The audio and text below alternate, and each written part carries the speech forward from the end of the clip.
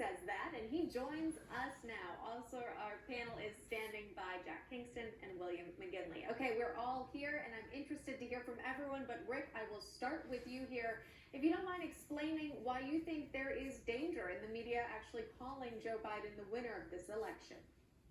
Two quick points. First of all, our Declaration of Independence says the DNA of our country, and it says our government is dependent upon the consent of the governed.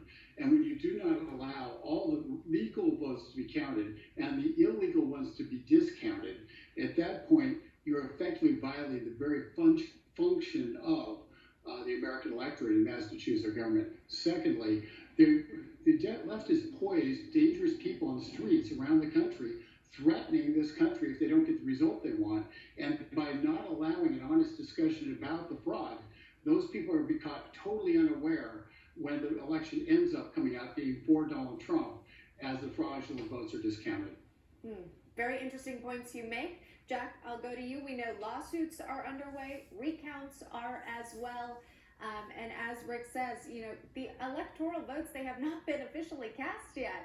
And yet the media is very quick to make a decision and an announcement. Your thoughts?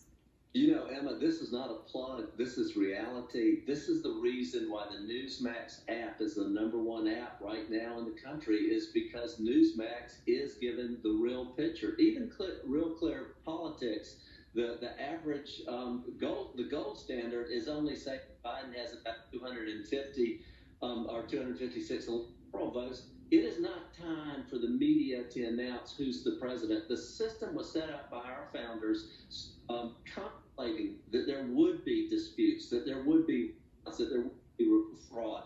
That's why the electors have until December 15th to meet and make the final decision on who will be president. In the meantime, we've got to go through this process. As somebody who's been on a ballot, I want all the fraud rooted out, not just for this election, but for the next one.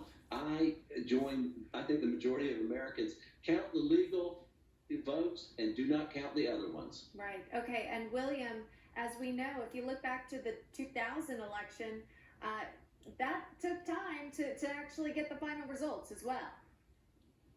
That's right.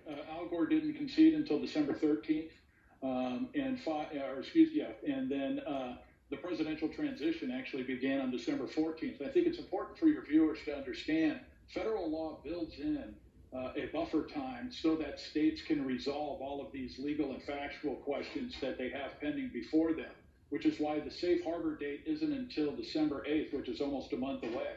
The Electoral College is not scheduled to meet until December 14th in the various state capitals.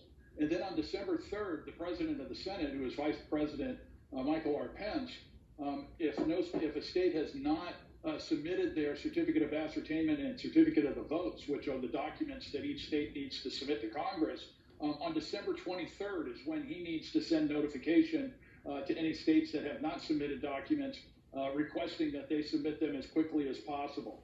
And so the federal statute and the Constitution builds in the buffer times so that the states have the ability to try and settle some of the legal and factual questions that are pending right now. The president's team has filed lawsuits. They should be given their day in court, allow these issues to be adjudicated, and then the process can begin depending upon the results of those lawsuits.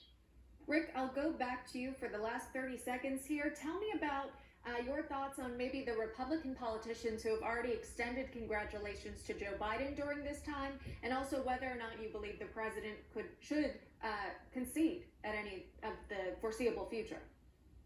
First of all, the president shouldn't concede until the Electoral College has been spoken. There's a lot of pieces of the puzzle here, and there appears to be pretty broad fraudulent activity in terms of the votes. So until we get to the bottom of that and we find out who actually won this election, the president should keep fighting.